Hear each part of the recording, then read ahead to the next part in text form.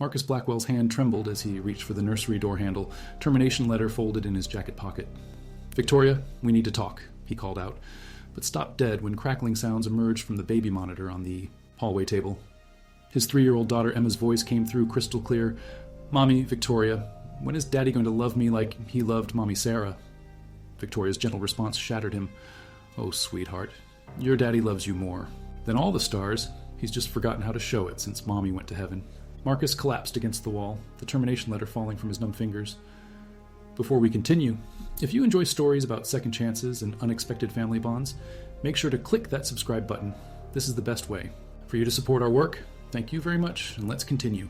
Always. 6 months earlier, Marcus Blackwell stood in his Manhattan penthouse office, his tech empire generating millions while his personal life crumbled. At 34, he had everything money could buy, except connection with his daughter Emma. Since his wife Sarah's death in a car accident 2 years prior, he had buried himself in work, leaving Emma's care to a succession of nannies who never lasted more than a few months. The latest nanny had just stormed out after Emma's tantrum, declaring the child impossible to manage and Marcus emotionally unavailable. Standing alone in his marble foyer, holding his sobbing daughter awkwardly, Marcus felt familiar panic rising. He had board meetings, investor calls, a company acquisition closing in 3 days. He needed help immediately. That's when the agency sent Victoria Summers. She arrived on a rainy Thursday morning, her auburn hair catching light from the enormous windows. At 28, Victoria possessed understated beauty that radiated warmth, her green eyes holding compassion that made Marcus unconsciously straighten his tie. When she knelt to Emma's level during their first meeting, something in her posture told Marcus she actually wanted to be there. "Hello, Emma," Victoria said softly, her voice carrying musical quality that captured the little girl's attention. "I'm Victoria, but you can call me whatever feels right. I've heard you love horses, and purple things, and building castles with blocks. Is that true?" Emma, who had been hiding behind Marcus's legs, peeked out with curious brown eyes so much like her mother's that Marcus felt his chest tighten. Within minutes, Victoria had Emma laughing and showing off her favorite stuffed unicorn, Mr. Sparkles. Marcus watched from the windows, coffee growing cold. He had seen dozens of nannies try to connect with Emma with forced enthusiasm. Victoria was different. She listened when Emma spoke, responded with genuine interest, and redirected the child's energy, without ever raising her voice. When Emma knocked over blocks and burst into tears, expecting to be scolded, Victoria simply sat on the rug and started building a new castle, inviting Emma to help. Over the following weeks, Victoria seamlessly integrated into their household. Routine. She was there for nightmares, holding Emma close and humming until she drifted back to sleep. She transformed mealtimes from battles into adventures, convincing Emma to try new foods by creating elaborate stories about brave princesses gaining magical powers from eating vegetables. She filled the sterile penthouse with laughter, music, and childhood joy that Marcus had forgotten could exist within those walls. Marcus found himself lingering in doorways, watching Victoria and Emma build blanket forts or paint watercolors at the kitchen island. Victoria had a gift for making ordinary moments magical. She would narrate their activities like a nature documentary, describing Emma's block-building techniques with scientific reverence that sent the little girl into giggles. During art time, she'd play classical music and encourage Emma to paint. How the music made her feel, resulting in wild, colorful abstractions that Victoria would frame and hang in Emma's bedroom. But what struck Marcus most was how Victoria spoke about Emma when she thought he wasn't listening. She would call his mother, giving detailed updates with genuine pride and affection. "She's learning cursive, Mrs. Blackwell. Yes, I know she's only 3, but she insisted on trying.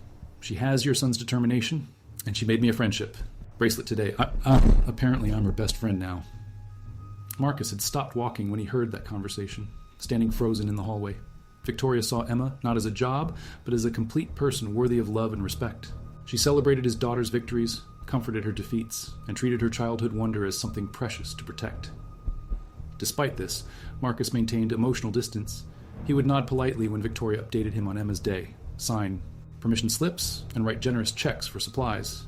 But he remained locked in his office most evenings, emerging only for brief bedtime appearances that felt more like business obligations.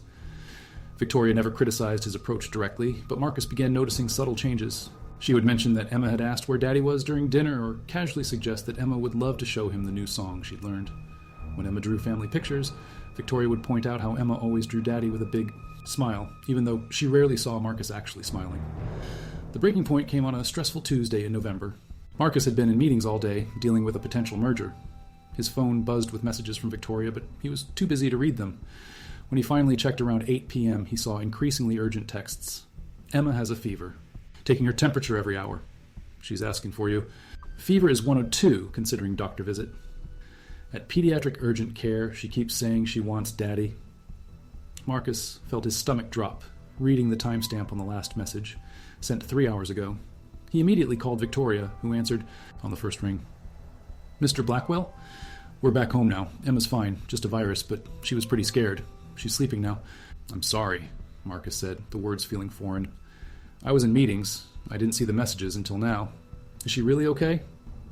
Victoria's voice was tired but patient. She's okay.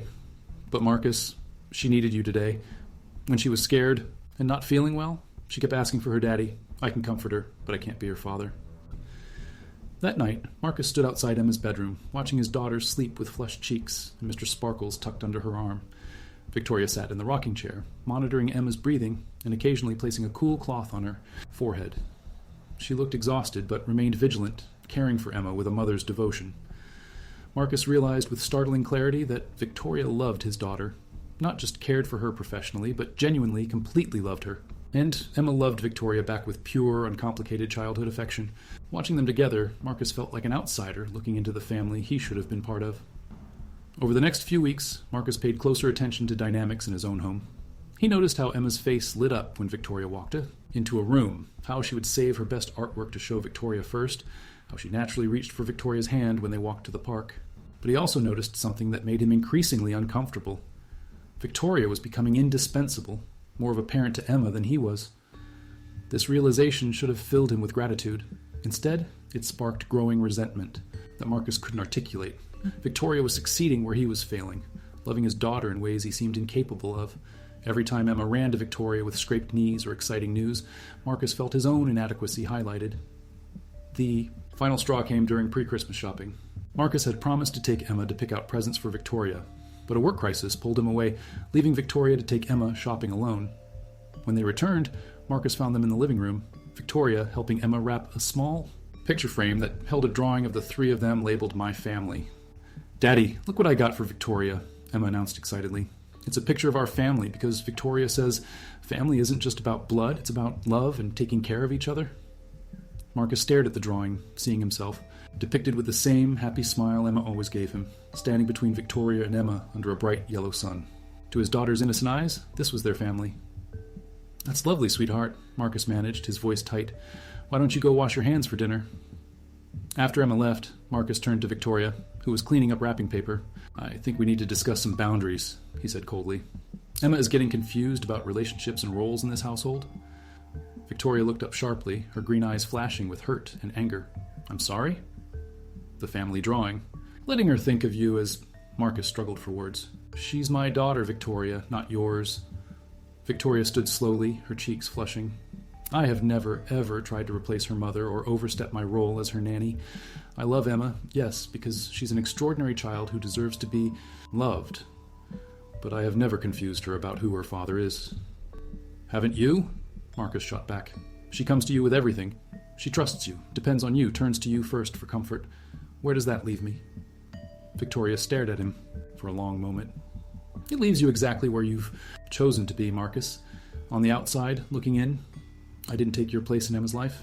You vacated it. The accusation hung in the air, brutal in its honesty. Marcus felt his anger surge, partly because he knew she was right. You're fired, he said, the words coming out harsher than intended. I want you gone by tomorrow morning. Victoria's face went pale, but she nodded once. I'll pack tonight. But Marcus, think about what you're doing to Emma. Think about what losing another important person will do to her. That night, Marcus lay awake, telling himself he'd made the right decision. Emma needed to learn that he was her parent, that their bond was primary. But as hours passed, he found himself listening to household sounds. Victoria moving quietly around her room, packing, Emma's occasional sleep murmurs, the lonely sounds of a penthouse about to become much lonelier. The next morning brought devastating reality. Emma woke up asking for Victoria and spent the day in subdued state, completely unlike her usual energy. The emergency nanny Marcus hired seemed competent but impersonal, and Emma barely interacted with her. By evening, Marcus found his daughter, sitting by the window, still in pajamas, staring out at the city. Emma? What are you doing, sweetheart? Waiting for Victoria, Emma said without turning around. She'll come back. She has to come back. Over the following days, Marcus began understanding what Victoria had handled.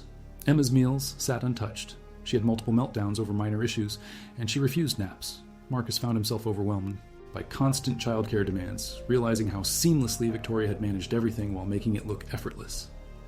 For the first time in months, Marcus spent evenings with Emma instead of working. They built blocks together, though Marcus found himself clumsy. They painted pictures, though Emma's usual enthusiasm was notably absent. But slowly, Marcus began understanding what Victoria had known instinctively, that connecting with Emma required patience, creativity, and genuine interest in her perspective. 10 days after Victoria's departure, Marcus was working from home when he heard Emma talking to herself in the living room. Curious, he approached quietly and found her having an elaborate conversation with Mr. Sparkles, but speaking in Victoria's voice and manner. "Now, Emma," she said in a gentle tone, clearly meant to imitate Victoria, "what shall we build today?" She paused, then answered in her own voice, "I want to build a house for Victoria to live in so she can come back and be with us." Marcus felt something break open in his chest as he watched his daughter try to recreate the nurturing presence she had lost. Emma was playing both roles, being the adult she needed because the adults in her life had failed her. That afternoon, Marcus swallowed his pride and called the nanny agency. "Mr. Blackwell," the director said, surprised. "How can I help you?" "I was wondering if I could get Victoria Summers' contact information. I made a mistake, and I'd like to speak with her about returning." There was a pause. "I'm sorry, but Mrs. Summers requested that we not share her information with your household. She's moved on to another position." Marcus felt his stomach drop. "She's working for another family?" "Yes, she started with a lovely family in Connecticut yesterday, a single mother with twin boys." That evening, as Marcus attempted Victoria's elaborate bedtime routine, Emma asked the question that had been building. "Daddy, did Victoria leave because I was bad?" Marcus sat on her bed and pulled her close. "No, sweetheart. Victoria left because Daddy made a mistake, a big mistake." "What kind of mistake?" "I was scared that you loved Victoria more than you loved me, so I asked her to leave, but that was wrong, because there's enough love for everyone, and Victoria made you happy." Emma considered this seriously. "I do love Victoria, but I love you too, Daddy. Different love, but still love." The simple wisdom of his 3-year-old hit Marcus like a physical blow. Emma had understood something he'd failed to grasp, that love wasn't a competition, that her affection for Victoria didn't diminish her need for her father. "Do you think we could ask Victoria to come back?" Emma asked hopefully. "I don't." "No, baby. I hurt her feelings when I asked her to leave. She might not want to come back." "We could make her cookies," Emma suggested, "and a sorry card. Victoria likes cookies and cards."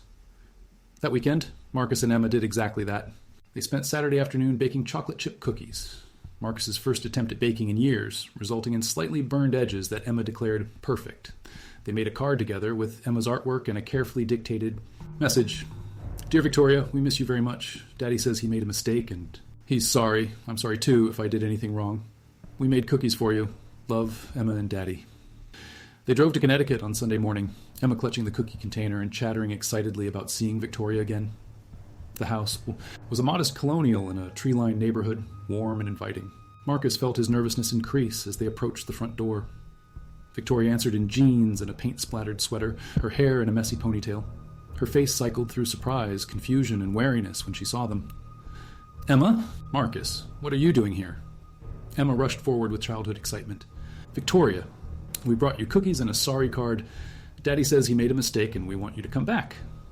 Victoria knelt down to accept Emma's fierce hug, her green eyes filling with tears. "Oh, sweetheart, I've missed you so much." After introductions to her new charges, twin boys named Jake and Luke, and a conversation with their mother, Dr. Sarah Chen, Marcus found himself alone with Victoria while the children played. "Victoria," Marcus said, "I came here to apologize, and to ask you to consider coming back. I know I don't deserve it, and I know you've moved on, but Emma needs you, and I think I need you too." Victoria looked at him steadily. "What's changed, Marcus? Why would things be different this time?" Marcus took a deep breath. "I've learned that being Emma's father doesn't mean being the only important person in her life. I was threatened by how much she loved you, how naturally you connected with her. I thought loving you meant loving me less. And now I understand that Emma has room in her heart for many people, and that loving you doesn't diminish her love for me. It just makes her world richer, safer, happier. I also understand that I need to be a better father, whether you come back or not." Victoria was quiet, watching Emma through the window. "I love Emma like she was my own daughter," she said finally. "Leaving her was one of the hardest things I've ever done. But I can't go back to a situation where I'm undermined or made to feel like my care for her is inappropriate. It won't be like that, Marcus promised. I want Emma to love you. I want you to be part of our family, really part of it, not just an employee we tolerate. Victoria studied his face, looking for sincerity. And what about you, Marcus? Are you ready to be part of Emma's daily life? To be present, engaged, involved? Because she needs her father, not just a provider. I'm ready, Marcus said and meant it. I've already started making changes.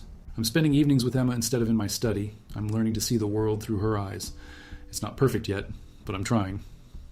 After a difficult conversation with Dr. Chen, Victoria agreed to return. 2 weeks later, she came back to the Blackwell penthouse, and Emma's joy was so complete that Marcus felt tears sting his eyes. But this time, things were different. Marcus didn't retreat to his study after dinner. He joined Victoria and Emma for their evening activities, learning to play the games Victoria had invented, participating in storytelling sessions, helping with art projects that left paint on his expensive shirts. He watched Victoria work with Emma, studying her techniques and applying them in his own interactions. He learned that Emma responded better to choices than commands, that redirecting her energy was more effective than fighting it, that her big emotions needed acknowledgement before they could be managed. Most importantly, Marcus began seeing Emma, not as a small adult who should behave rationally, but as a complex little person with her own perspective, fears, dreams, and needs. She was grieving her mother in ways she couldn't articulate, processing changes she couldn't control. Over the following months, their household found a new rhythm. Marcus learned to balance business responsibilities with his role as Emma's father, taking her to school some mornings, attending dance recitals, being present for bedtime stories and weekend adventures. Victoria continued providing emotional nurturing and creative guidance, but now Marcus was an active participant rather than a distant observer. Emma flourished in this environment, her confidence growing as she felt securely loved by both adults. She began healing from her mother's death in healthier ways, talking about Sarah with both Marcus and Victoria, processing her memories with the support of people who loved her unconditionally. The household that had once felt sterile became a real home, filled with laughter, music, art projects, and controlled chaos of childhood. Marcus discovered he actually enjoyed being a father when he embraced the role fully. Emma was funny, creative, affectionate, and endlessly fascinating. When he took time to really know her, and somewhere in the midst of learning to be a family, Marcus realized his feelings for Victoria had evolved beyond professional respect. He found himself looking forward to their evening conversations after Emma was asleep, valuing her insights about parenting and life, appreciating her warmth and intelligence. But he was careful not to act on these feelings, not wanting to complicate the delicate balance they had achieved or make Victoria uncomfortable. She had come back for Emma to help heal their family, not to become romantically involved with her employer. The moment that changed everything came 6 months after Victoria's return, on an ordinary Tuesday evening when Marcus was preparing for a late-night conference call with Tokyo investors. As he gathered papers and prepared to say goodnight to Emma, he overheard a conversation through the baby monitor he had forgotten was connected in the hallway. Emma's voice came through clearly, talking to Victoria during their bedtime routine. "Victoria? When is Daddy going to love me like he loved Mommy Sarah?" Marcus froze, his hand halfway to the monitor. Emma had never asked him this question directly, never voiced this fundamental insecurity. Victoria's response was immediate and tender. "Oh, sweetheart, your daddy loves you more than all the stars in the sky. He loves you differently than he loved Mommy Sarah because you're his little girl and she was his wife, but he loves you just as much, maybe even more. But he doesn't hug me like he hugged Mommy, and he doesn't tell me he loves me every day like Mommy did." Marcus felt his chest constrict as he listened to his daughter's quiet pain, her longing for affection he had been too afraid to express freely. "Your daddy is learning how to show love," Victoria explained patiently. "Some people show love by working hard to take care of you, by making sure you have everything you need. Your daddy does all of those things because he loves you so much. Do you think he wishes I was different? Like, not sad about Mommy sometimes?" Victoria's voice was fierce with protective love. "Emma Rose Blackwell, your daddy thinks you are absolutely perfect exactly as you are. You're smart and funny and creative and kind. Your daddy doesn't want you to be different. He just wants to learn how to be the best daddy for the amazing little girl you are. I wish Daddy would play with us more, like when we build blanket forts and he laughs at my jokes. I like it when he laughs." "He likes it too, sweetheart. I think he's going to play with us more and more because he's learning that playing with you makes him happy too." Marcus stood in the hallway, tears streaming down his face as he listened to Victoria advocate for him to his own daughter, defending his love while gently acknowledging Emma's needs. Then he heard Emma's next question, and his world shifted completely. "Victoria, Do you think Daddy could love you too? Like a new mommy? Because I think our family would be perfect if you stayed forever and ever." Victoria's pause was long enough that Marcus held his breath. "I think your daddy has room in his heart for lots of love," Victoria said carefully. "But the most important thing is that you know how much you're loved by me and by him. But would you want to be my mommy? Not instead of Mommy Sarah, but like a new mommy?" Another pause, and when Victoria spoke, her voice was thick with emotion. "Emma, being your grown-up, taking care of you, loving you, it's the most important job I've ever had. You make my life better just by being in it." "Is that a yes?" Victoria's soft laugh carried through the monitor. "That's a let's see what happens, and no matter what, I will always love you." Marcus realized the termination letter he had written 6 months ago was still folded in his jacket pocket. He had never thrown it away, keeping it as a reminder of how close he had come to destroying the best thing in both their lives. But now, listening to the woman he had fallen in love with, comfort his daughter, advocate for his relationship with Emma, and gently navigate a 3-year-old's questions about love and family, Marcus knew exactly what he needed to do. He had collapsed against the wall that day 6 months ago when he first realized how much his daughter needed the woman he was about to fire. Tonight, he collapsed against the wall again, but this time, it was with the overwhelming realization that he had been given a second chance at happiness, at family, at love, and this time, he wasn't going to waste it.